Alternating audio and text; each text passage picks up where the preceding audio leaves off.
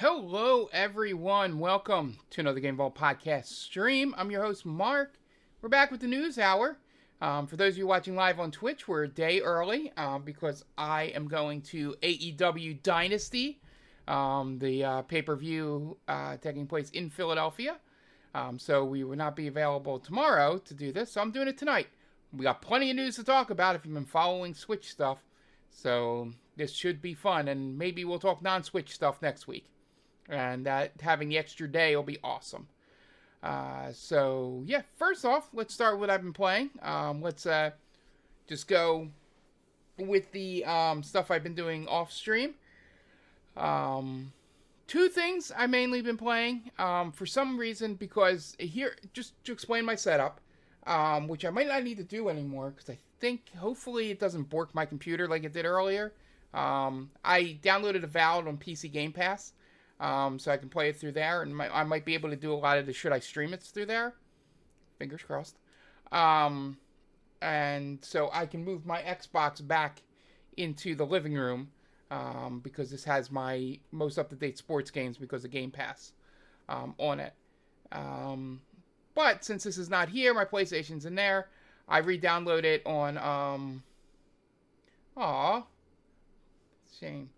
Did you get a replacement or just yeah, so the chat's not up here, but a goat in the chat says that his PS5 has gone to the recycling center in the sky. Rest in peace. But yeah, so for me, I downloaded NHL 24 on the PlayStation 5 out there. Just because I wanted to play some hockey and I didn't want to drag this back and forth to do it. First thing I noticed right away is the game is much faster than 25. I don't know if that's a good or bad thing, but it was nice to have that contrast of playing. I usually don't play sports games from previous years back to back with the new one. So two things: game's a little faster, and I also think I'm more appreciative of that one-timer notification in 25. So, but I had some fun just messing around with that. But it was interesting. I don't think I've ever really done that where I've compared editions of sports games back and forth like that. So been having fun with that. But the main thing I played most of Saturday, which is why we didn't get a lot of Avowed today, and I was thinking of bringing it in to stream it, but I had no precedent to really do it, so been just weird and been very spoiler heavy. Not that we should really care about spoilers for a 6-year-old game, but I played through, I guess, the exclusive mission in the Death Stranding Director's Cut thing, and just played through some Death Stranding, and I love that game. The story is crazy, but the actual mechanics of that game I really, really enjoy. It's a lot of inventory management and make sure your weight's good and not not trying to run down a hill with 100 kilograms of things on your back because you're going to fall down that hill. And I also got the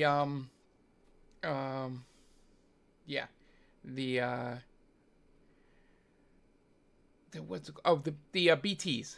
I couldn't remember what the bad guys were called. So I fought a BT, got captured. They drag you, and then the big thing comes out, and you have to kill it.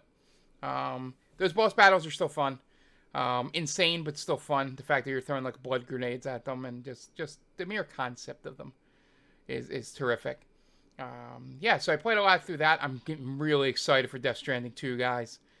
I think I might play that like every day. You might get like middle of the night streams from me when that game comes out. So checking back in with Goat. He says he did get a new PS5, so thumbs up. And he luckily caught the meltdown, so I'm assuming it was something happened with his old PS5. And he saved the SSD, which is nice.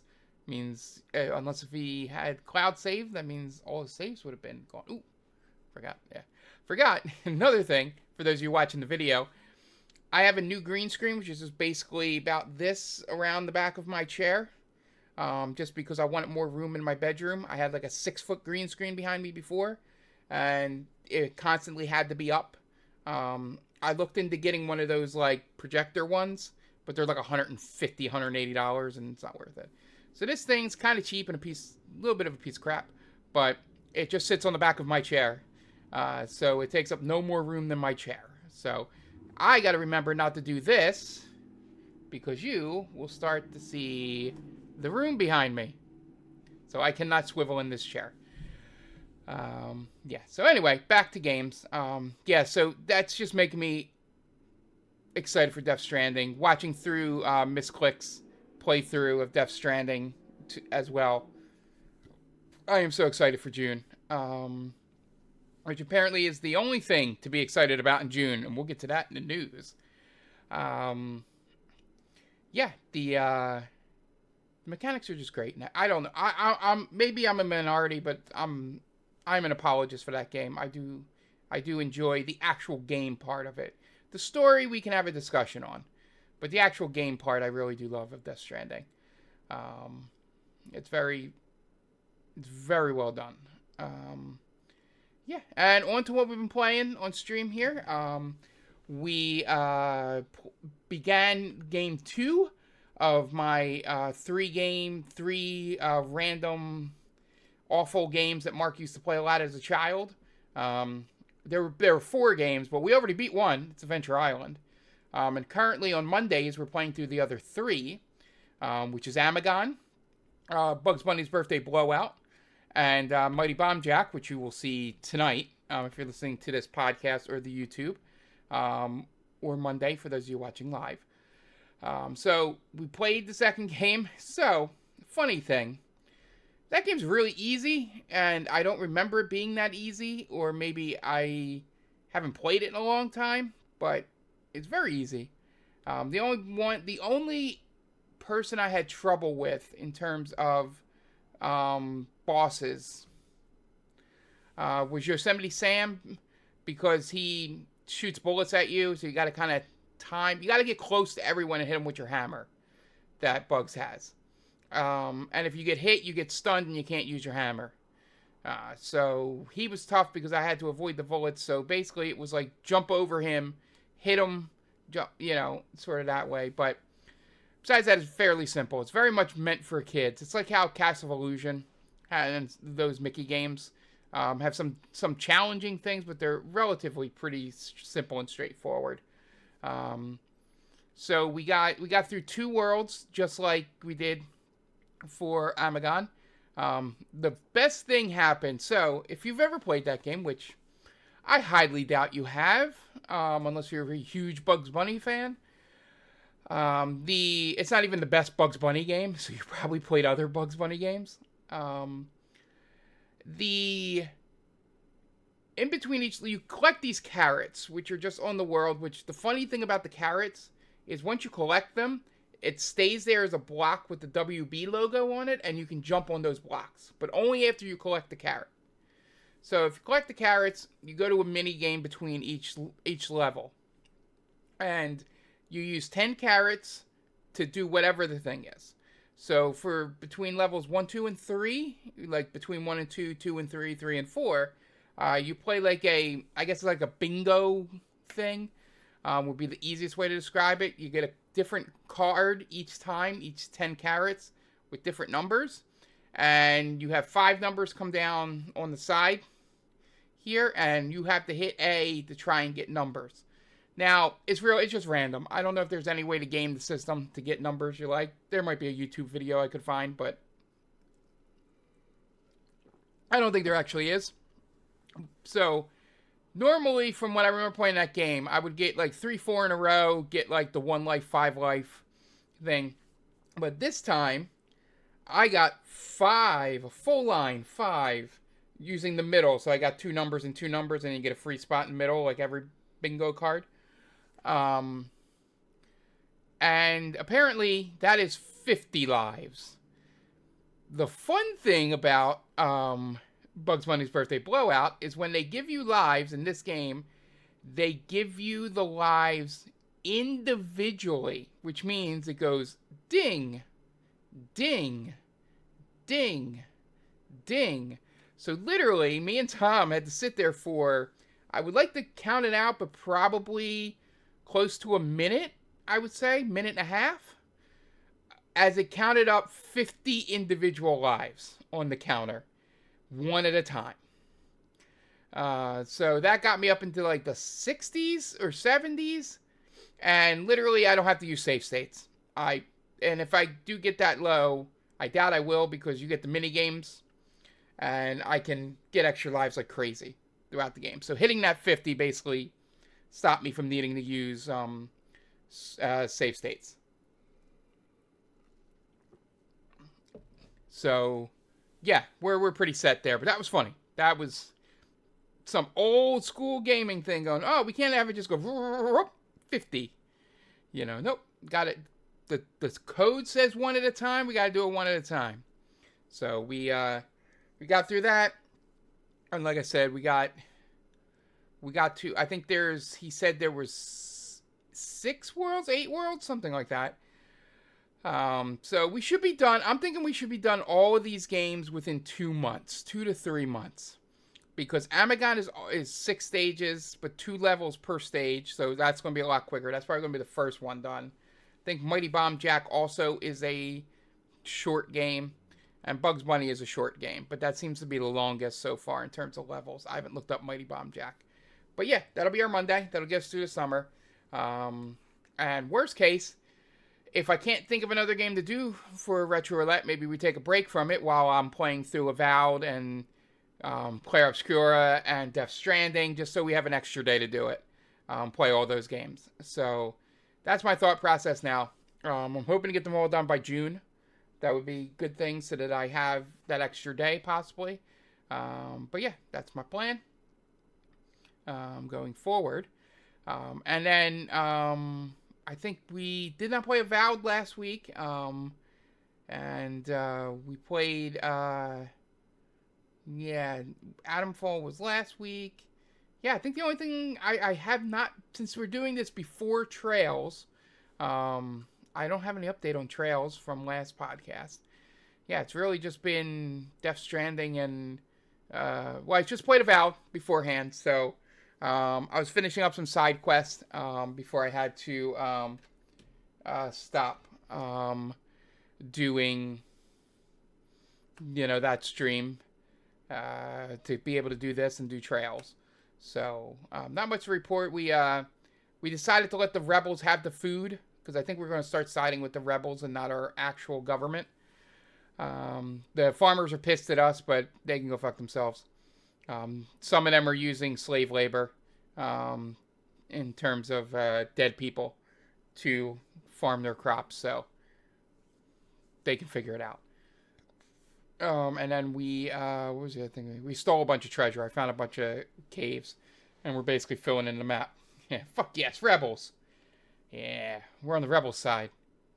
Despite the fact they tried to kill me, but I've forgiven them. And hello, Metal Militia. Yeah, so that's about it. Perfect timing for Metal Militia to show up, because we're going to be switching over. Let me just make sure, because everything's been fucked up recently. Yeah, we're good. Just gotta make sure we're on the right story. Yep, there we go. Okay. Let's switch on over to the news. So hopefully you guys have watched through our video that me and Tom watched everything live. And by me going total blackout, I realized that we should have taken Tom's advice and watched it through YouTube. We probably could have done it maybe through screen sharing on Discord, since I don't have YouTube Premium. But yeah, if you guys watched the stream when it went live, the US stream was borked, and the only stream that worked was the Nintendo UK. And I think they updated it when Tom was watching on YouTube. I think they updated that. Yeah, I think they just uploaded the video instead of just the live stream. I forgot to put this back. There we go. Yeah, this launch is a shit show. So we'll just go through what was announced on Switch Day before all the shit show stuff happened, and we'll get into that. Right off the bat, that first one you see there, the release date was announced. June 5th, which I was expecting sometime in June. I was thinking end of June. I thought they were going to use Summer Games Fest to like do a final push for pre-orders, and nope, they're going to go. That's literally the day before Summer Games Fest. I believe his thing is on June 6th. So that release date, whether it releases in the US or not, and we'll get to that, on June 5th, worldwide, that is literally right before Summer Games Fest. So not trying to take advantage of that. I wonder if it was E3, if they would have held off. But as you can see, the price there, which again, this is going to be asterisks and air quotes, $449, base $499. With the bundle with World, and we will talk about our theories and what will happen. These prices, ignore them. Just use them as, this is what it would have been if the asshole in the White House didn't do what he was doing. Just keep that in your brain. And you can ignore the next thing, because pre-orders are not beginning on April 9th.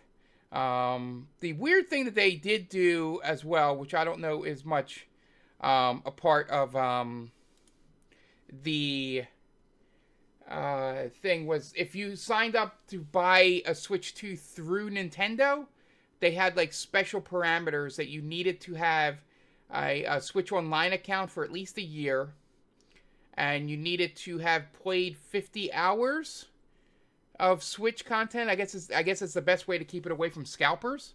But yeah, I heard Europe was worse. They were like 24 months of online or something. But you got to keep away from scalpers, but it's still fucking nuts that they have to put those qualifiers in there. So, next up, Switch 2 is 4K HDR. The Joy-Con has mouse controls. There's 250 gigs of storage. Cartridges are red, and, so much more of that minor stuff. Not minor stuff, but, non-game, like hardware, sort of boring stuff to most people. Not to us, because we're sickos. So the best thing, at least in handheld mode, is a 7.9-inch screen. A lot better in handheld there. And it's going to be 1080 instead of 720, and run at 60 frames per second. On handheld, probably 120 handheld most of the time. But definitely at least 60. And then when you put it on the dock, it'll run 4K 60 with HDR. And it'll run, if you want to do high performance frame rate, if you're a frame rate snob like Metal Militia, you can do 1080 120 docked. So it really allows them to bring the games they're bringing over. In terms of Elden Ring and stuff like that. They're very FPS heavy. Metroid 4 will probably be.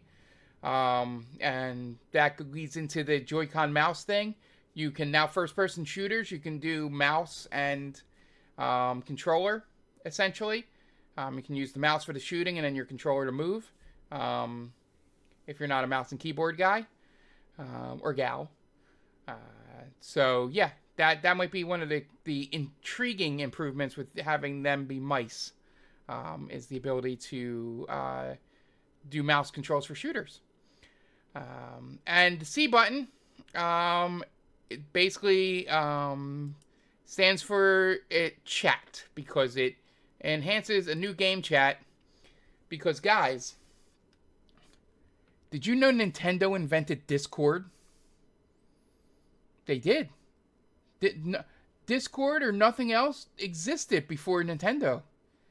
Game chat is the first time you can talk to your friends while playing video games and share your video with them.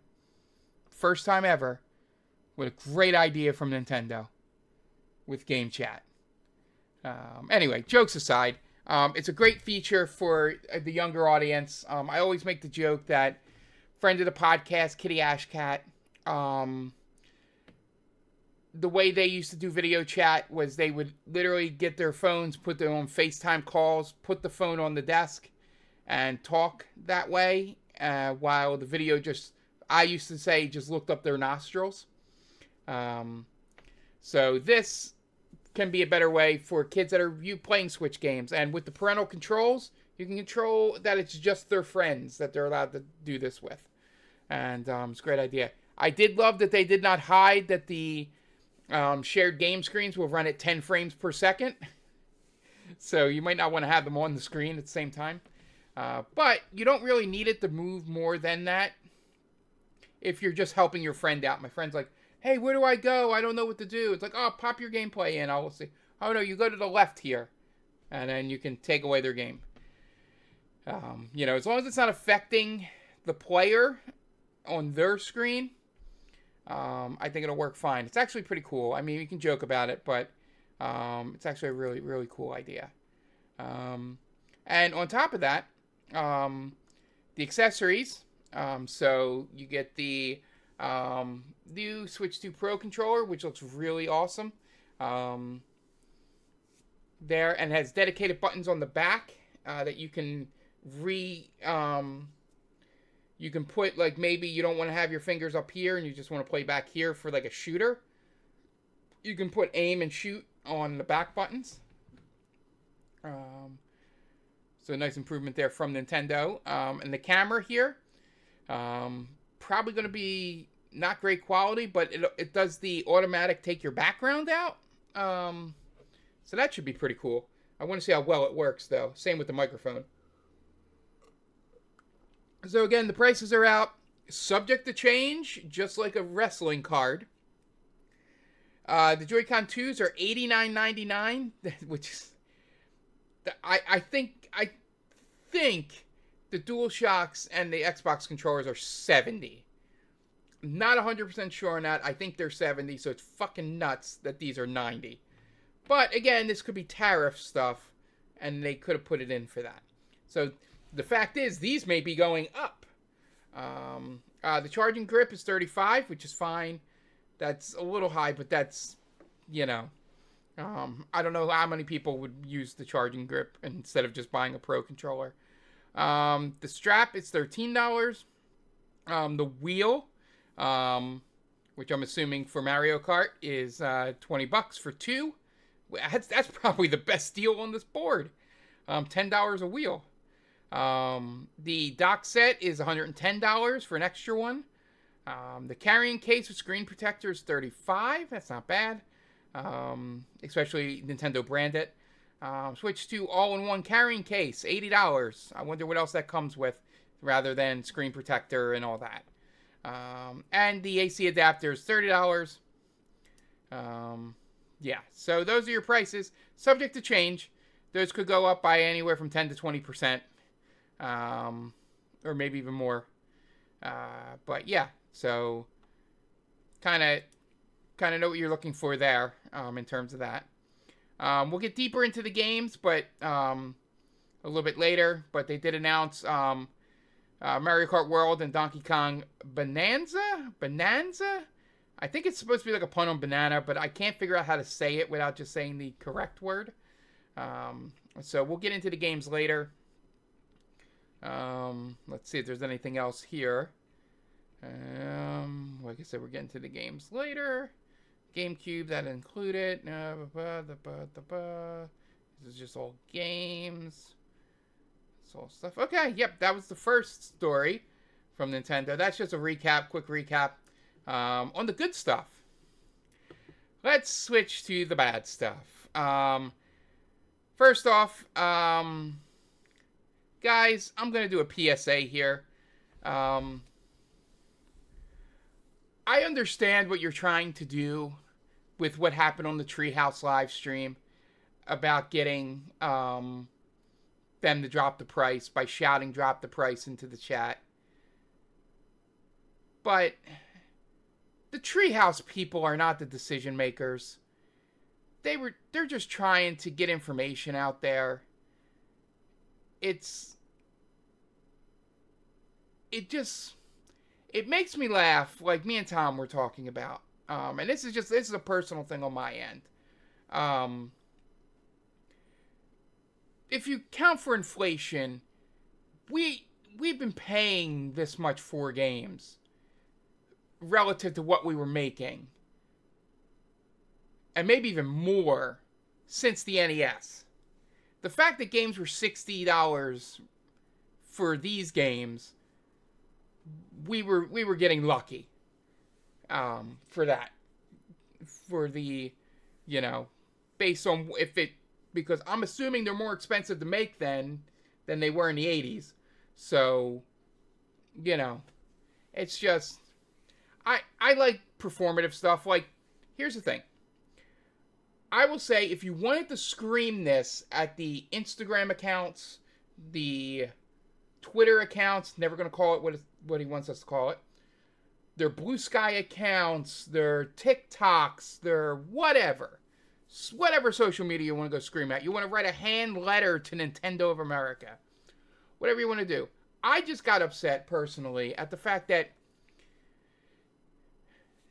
this is like yelling at the customer service person when you're pissed off at the company. Like, they're just trying to do their jobs and trying to get, the information out there that they've been paid to get out there. And they're trying to interact with people that might have legitimate questions. And, it's just, I don't know. This is my little rant. I could be wrong. I could be in the minority. But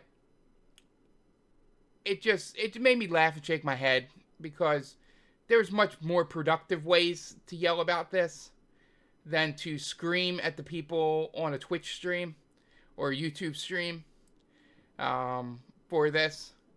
And then on the flip side, the dumbasses at Nintendo should have just shut the chat off for the second day.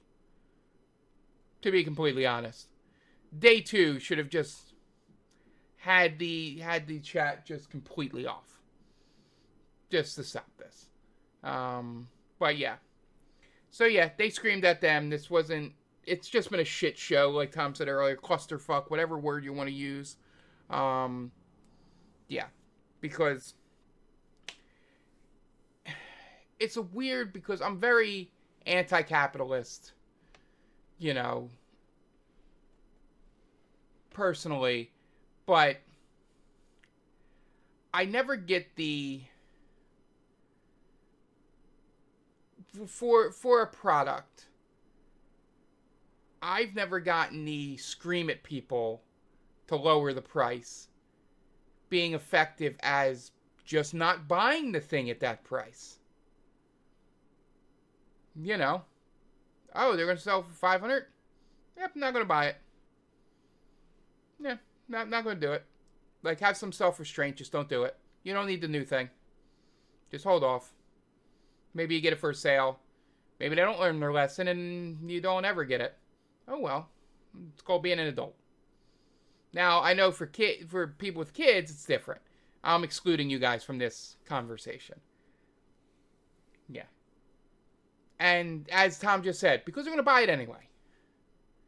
All the yelling is performative. In anything. You have to do something about it.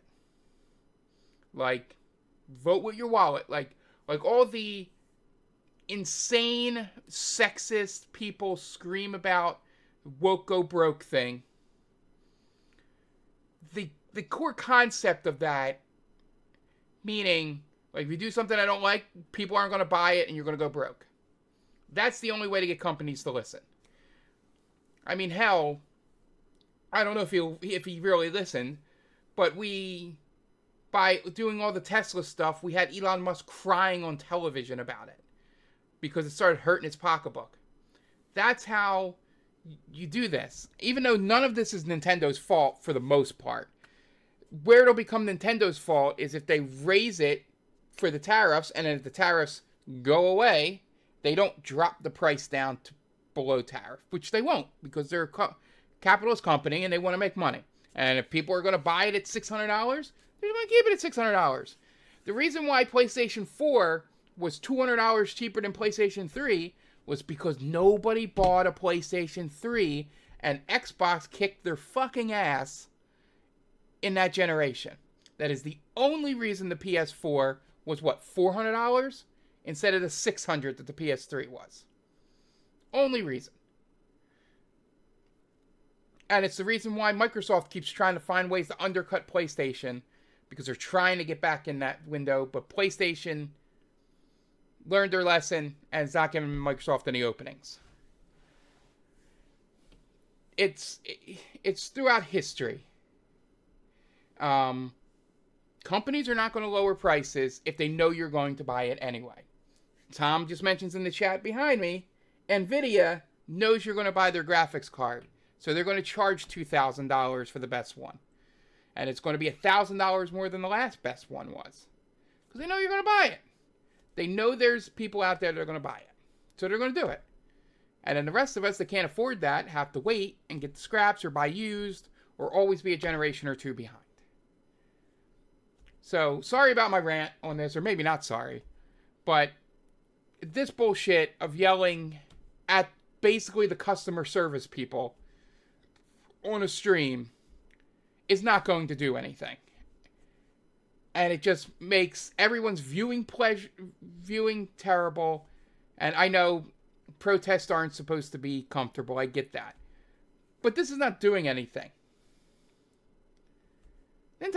There's nobody in the boardroom at Nintendo that decides on prices that are watching the Treehouse stream and seeing you yell in the chat.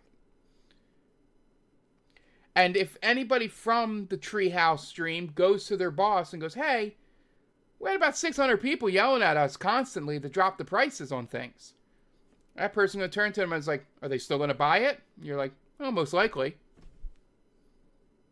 That's what it matters. You know, it's all performative until you actually do it. Anyway, end of rant. This is just going to be such a shitty next 3.5 years for everything. And you just gotta, there's some glimmer of hope for what happened today if you're watching this live with all the hands-off or whatever it's called protests around the country, because even small, very red towns had a lot of people come out and protest what's going on. So maybe there's some light at the end of the tunnel coming up for a little bit, but it's just going to get worse before it gets better. And hopefully they don't drive us into a depression like the last time we increased tariffs back in 1930. Anyway, I try not to bring non-gaming stuff into this, but they are just not letting me. They're just not letting me do that with these stupid policies that were apparently created through AI. Anyway, next up, the pre-orders are delayed, as we said. So they said the launch date's not unchanged, but yeah, you can't buy it yet. Yeah, so China added 34% of good. The tariff thing's just crazy. Just know it's stupid economics that are just going to make you not be able to have a Switch 2. So, it's insane. So, yeah, this is, it's going to, as this analyst says, it's going to be like $600 when they have to, like $500-$600, just because of the tariffs. And the main reason for the tariffs is, or the thing was, everybody was anticipating like 20%, which is why the Switch is $449, which I think they wanted to do $399 and $450. And it's the reason it's $450 and $500 is because they were anticipating like 20% tariffs in Japan, Vietnam, Cambodia, where Nintendo's manufacturing stuff is in Southeast Asia. They did 46% in Vietnam and something crazier than 20% in Cambodia and Japan. It's just like nobody could have anticipated what this is, so they had to pull back because they might need to change the price. They didn't want people to put pre-orders in And yeah, it's just insane. Um, yeah, there's a chance that that price is what they wanted, but I think it's going to go up. Um, Speaking of things that came out about this that are more industry wide and not as much of a, I don't think it had anything to do with Trump's tariffs. This next story here, Mario Kart World, the cartridge version is going to be $80, while the digital version is $70. I think we live in a world, like I said, that game prices are going to be $70 going forward. They should technically, if you're using math on it, they should be higher, but there's definitely games going forward definitely be 70. There's going to be more of a staggered price system. I think you're going to see some things at 60, 50, 40, depending on how much work was put into them. So some of the Nintendo Switch 2 editions will be $80 as well. That includes Breath of the Wild, Tears of the Kingdom, Super Mario Jamboree, Breath of the Wild 70. I'm sorry, it's Tears of the Kingdom that are going to be $80. So it looks like if you're going to buy physical, like me and Tom have been doing for the Switch, because it's very novel to have that little tiny cartridge and fun. I think if I get a Switch 2, when I get a Switch 2, it's probably going to be all digital, just to save the $10. Unless if it's like, I'll probably buy the Zelda stuff, the new Zelda stuff.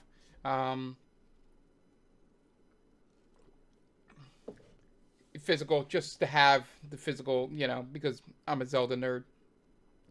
So just to have that, not that, where is it on camera? See, my tattoo right there. So I'll probably do, but I'll probably do the upgrades for Breath of the Wild and Tears of the Kingdom, which is probably going to be $10. I would imagine it's $10. At worst, it's 20, but I think it'll be 10.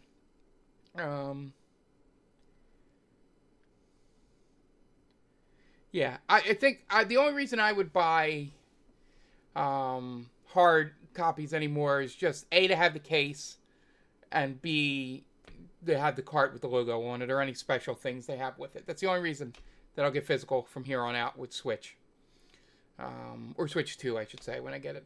I was planning on buying it in the fall anyway, so it might be better for me, but I feel bad for people that want to play Mario Kart World here. So, moving on to our next story. Yeah, so people, are, upset that,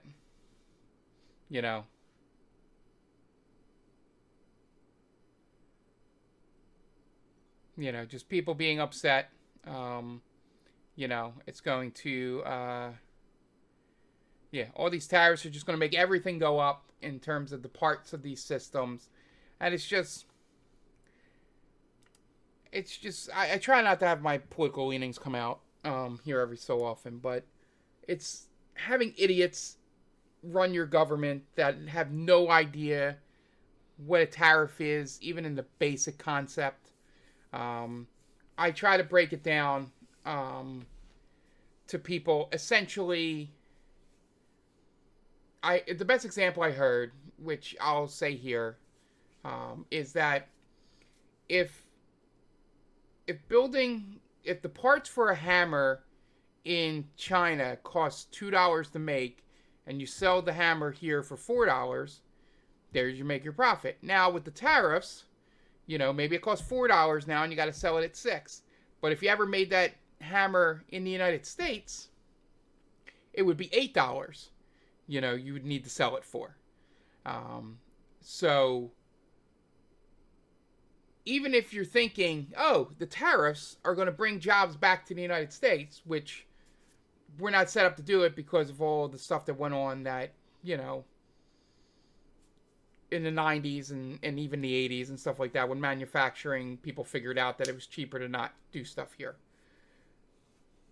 it's not that the tariffs bringing everything back is going to make things cheaper. It's just going to keep them expensive.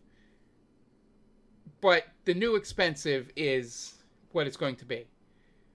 Like, if the tariffs go away because everything's being manufactured in the United States, it's still going to cost $80 for a video game. It's because it's going to cost that much to make games now. You know, it's a dumb way to do this. And it's going to affect everything, and yeah, it's just really sad to be in the country I'm in right now, with this stuff. So, yeah. Hopefully this wakes some people up. Some of the idiots that voted for Trump is, oh, I'm voting for this because it's a meme. Get Trump in there. He's a funny guy. You know, and then you're paying $25 for Frosted Flakes or something in 2 years, or standing in a bread line. Anyway, let's get into fun stuff from the Nintendo Switch thing, so I'm not depressed for the rest of this thing. It looks like the 256 is going to be perfect.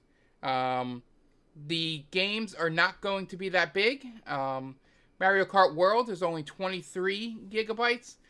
Donkey Kong's 10. Super Mario Jamboree is 8, roughly. Kirby is 6. You know,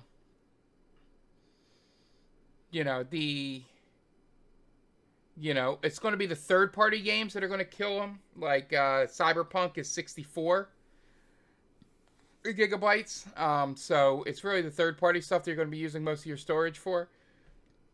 But if you are just a Nintendo gamer, 256 is going to be plenty for you going forward. So, yeah. And the fact that you can buy 256 of storage for like $60. Yeah. Oh, yeah. Well, COD would probably be 75? I think the fact that Cyberpunk is almost 40 to 50 less than it is on PC and all shows me that maybe there's some way to shrink it down, but it would still I would say it would be at worst half of the storage. Yeah. I would say it's at least half of the storage. I don't think it would be 200 gigabytes. The Nintendo Switch 2 version. Which, again, you got to remember some of these are going to be toned down. Graphic fidelity wise, even though they run at 4K and all that. But still. If you are... I'm trying to say this without offending anyone. If you're playing Call of Duty on Switch, you're probably not using your Switch for what it should be used for. If you can afford a Switch 2, you probably can afford one of the other systems at this point to play Call of Duty on. Especially Xbox. You can go grab a Xbox Series S. That's true. But it's just like... And here's the other thing. They might just do cloud. For a game like Call of Duty, where you're playing it through the cloud and not your internal storage. To be honest. That's what I was trying to prep, because I understand the statement you're making, Tom, that it might be their only system. But it's just like, yeah, I agree. It's like, yeah, because Call of Duty, with everything installed that you would want it, is over 256. I think if you have everything, it's like close to 300. So maybe if you just have multiplayer installed, it'll be good. Or just have the campaign. I think if you just do multiplayer and the other mode, which I'm blanking on, it'd be 100. But yeah. I want to see what Call of Duty does. That's what Summer Games Fest will be for. I want to see what they do. But yeah. But if you're just basically doing a lot of Nintendo first party stuff, 256 is going to be plenty. And you can get that up to 512 pretty easily. And pretty cheaply. Alright. NVIDIA says its custom GPU means Nintendo Switch has 10 times the graphics performance of Nintendo Switch 1. Which,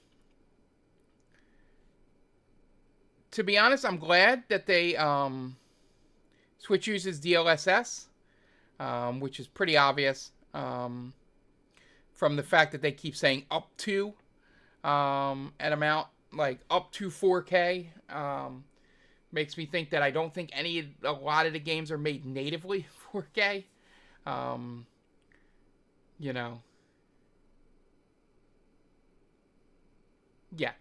Yeah, exactly. It's just, this is Nintendo getting back in the game without trying to reset the graphics market.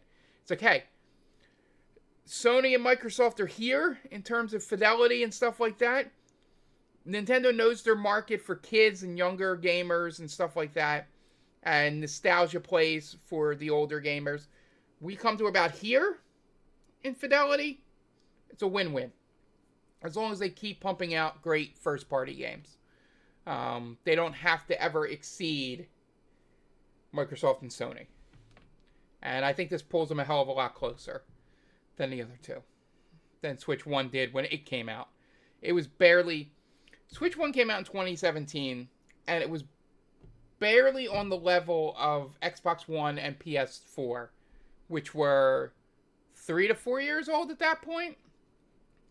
This at least puts them right at like a PS Pro level, sort of.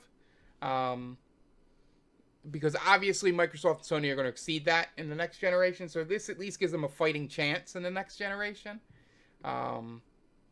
And yeah. So it allows them to get like sports games and stuff back on the system. And just little system sellers like that in there. Alright. So here are all the exclusive playable characters. Not exclusive, but here are all the playable characters in Mario Kart World. That's the next story here. So first off, you have your boy Mario. You have Saint Luigi.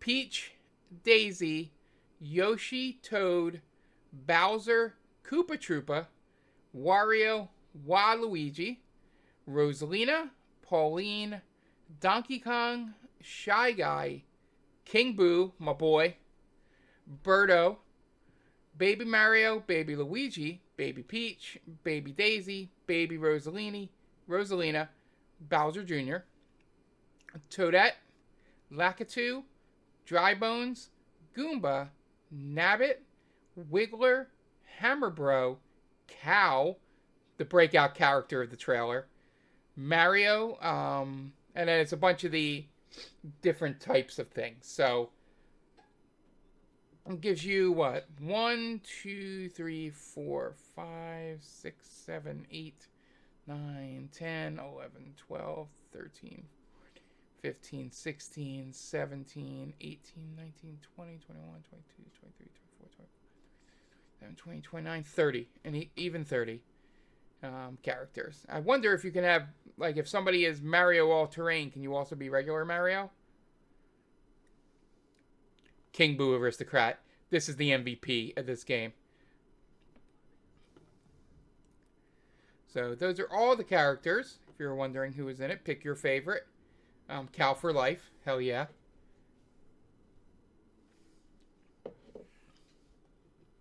Oh, I gotta pull up this photo. I just saw it. Look at that. Look at that sexy beast right there. Look at that sexy beast. For those of you listening to the audio version, it's Waluigi dressed up as a mariachi band member.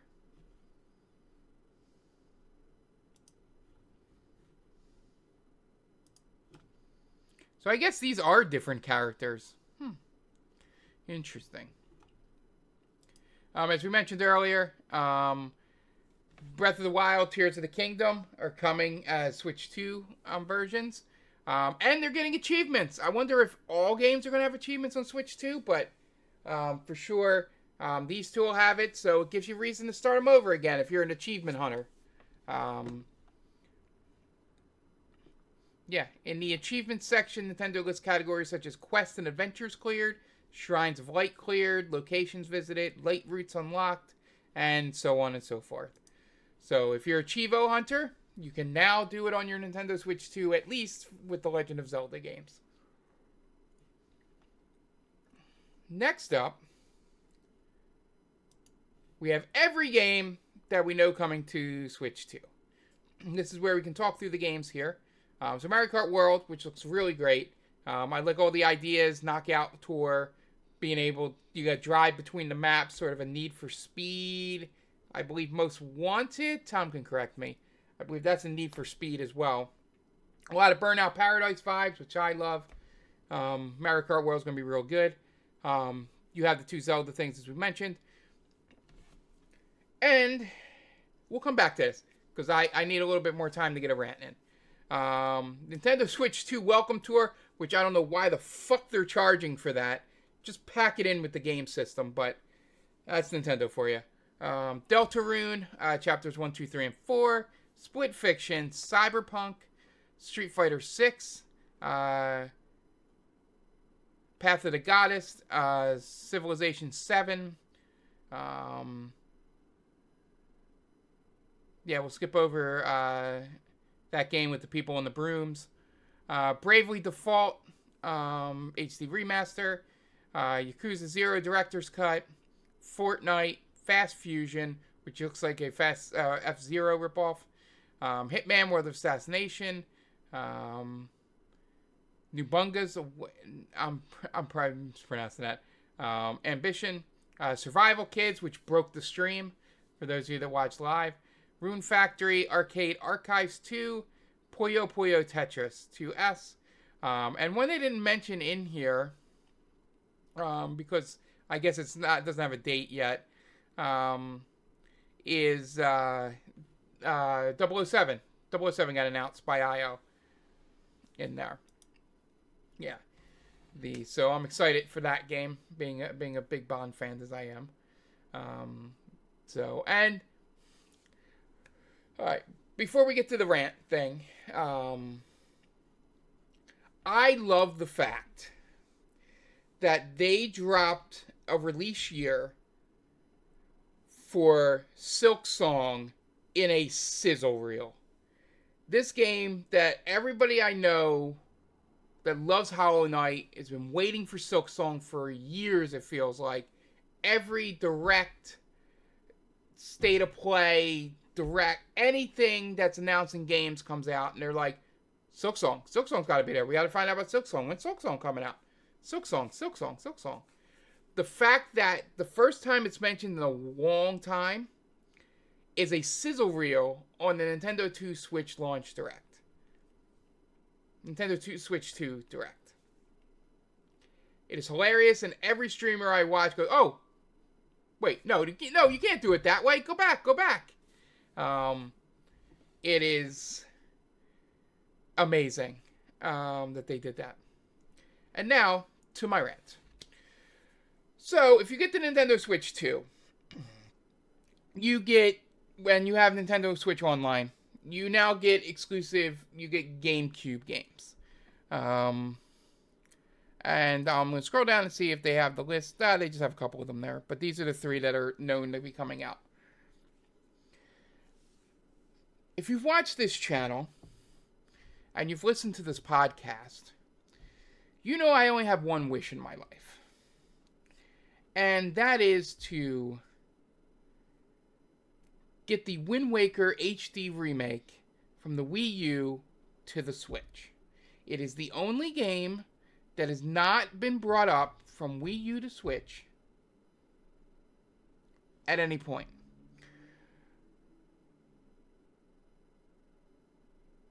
So at this point, I really feel like Nintendo is just fucking with me. Because they announced GameCube Online, and the first game they mentioned is The Legend of Zelda Wind Waker. The GameCube version is the worst version of those games. And I say this as someone that has never played the HD version and just heard all the quality of life improvements that it has, and it's everything I hated about the GameCube version. It makes the final half of the game when you're doing the Triforce hunt, makes it easier and not faster, makes it less tedious to do. A lot of improvements with the sailing, a lot of quality of life stuff in terms of the menus and UI. I can't believe that they put the worst version of that game out on the blocked it behind the Nintendo Switch Online thing and bragged that, oh, they're bringing it with updated graphics and performance. And I'm like, you already had that with the HD remaster. Did you guys, like, lose the code? Like, why? It would have been so much less work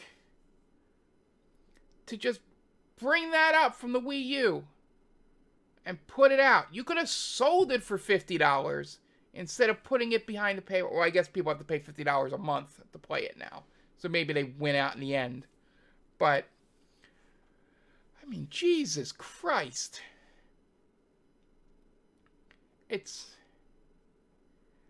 And I feel the same way partially about Twilight Princess as well. That is stuck in remake hell as well.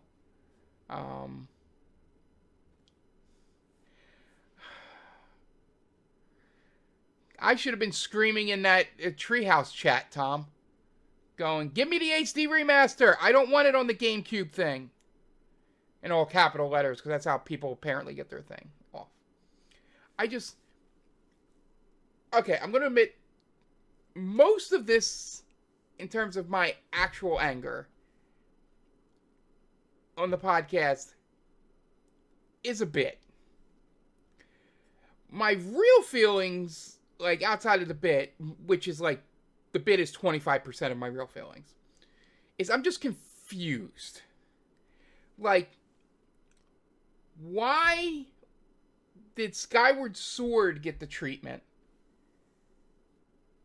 for Switch, but you did not bring up Wind Waker, which is objectively a better game? And I make an argument Twilight Princess is better than Skyward Sword. I just don't like Skyward Sword. But not here or there. I could come around to the point that it's not as bad as I think it is. Because I came around on FF8 as well. I just don't get it. I'm confused more than angry. Outside of the bit I do. It would sell. Like, you take every point. This is like the rant episode. You take every business thing about releasing a game, and Wind Waker checks each box. Will it sell a lot? Yes. Is there still a fan base for it? Yes. Is it marketably better than any other version we could put out of it? Yes.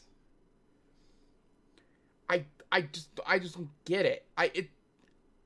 I'm like, I wanted it. Does a Mora just not like it?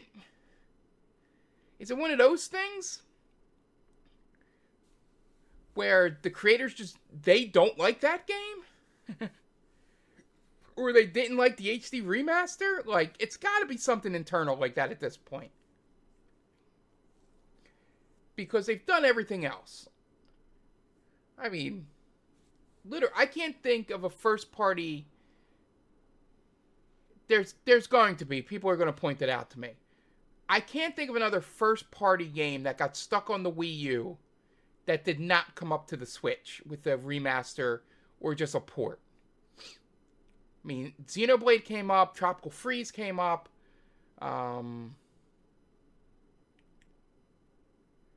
Yeah, let's see. I believe the 3D Mario that was on Wii U came up. I forget the name of it exactly. I believe that came up. Let's see. There were no Metroids that I can think of on there. Yeah, those are the only ones I can think of off the top of my head. And those all came up. And then you had other things that... It's like... I don't know. That's the end of my... I've talked so much. I'm going to need to take a little break before Trails. I'm more exasperated about, like... I just don't get it.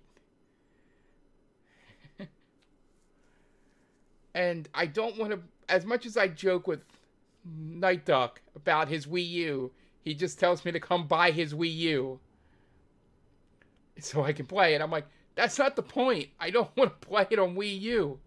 I want to play it on the Switch that I already own. Anyway. Those are the other games, F-Zero GX, which, again, slightly upsets me a little bit because that means maybe they're not going to make an F-Zero game anytime soon.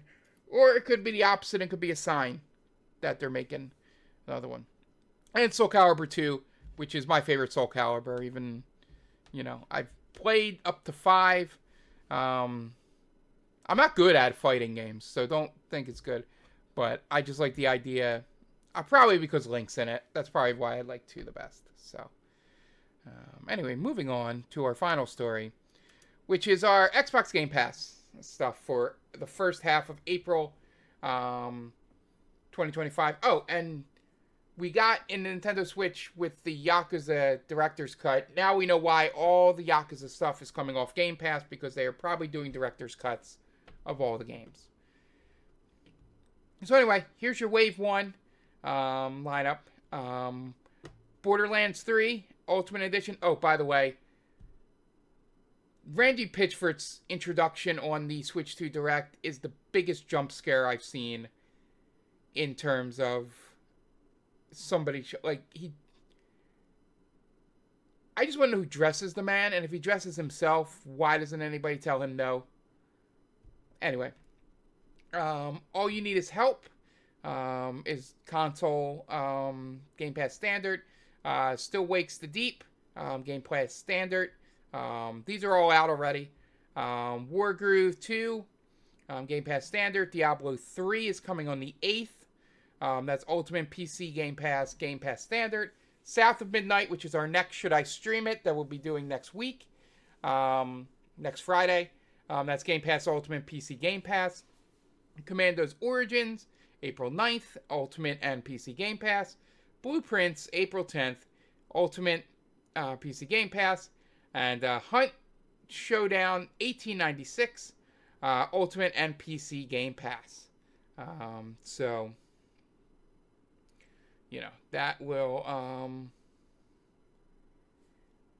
that'll be your first wave here. And it looks like also...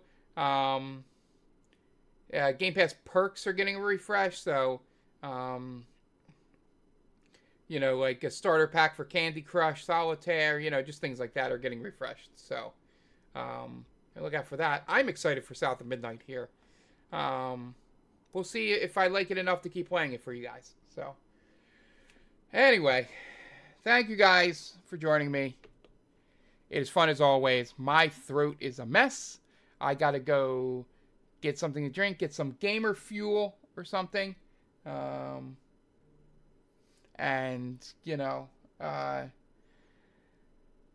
ready for Trails, because I want to get through. We're going to move the main story forward, because I think we did all the side quests to come in.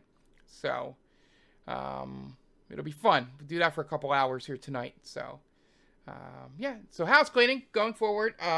For those of you watching on Twitch, no streams tomorrow. I am going to AEW Dynasty in Philadelphia, so my whole day I'm going to go see friend of the podcast, Anthony, TC Tam's host, see him and his child before going to that event.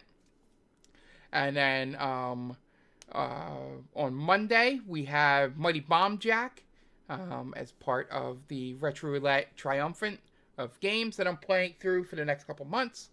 Here, we should beat them all pretty quickly, probably 5-6 episodes at the most for each. And then Thursday, we have Final Fantasy VI. We're about to get to I say, the second most infamous scene in the game.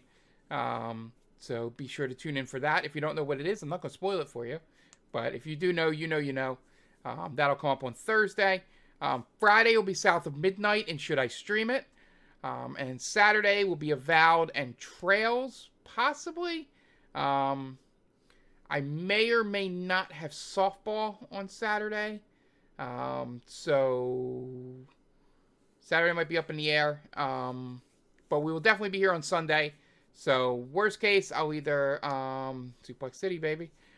So we either do trails on Sunday or no trails next week, depending on what Saturday's like. So just be on the lookout for that. But yeah, YouTube stuff, everything should be up there. I'm going to work on it tomorrow before I head to Anthony's while I do laundry. So everything should be up to date on there by then. And yeah, that should be it. Thank you guys for joining me. I am glad that this stream does not end the way the Avowed stream ends, which I will text Tom about.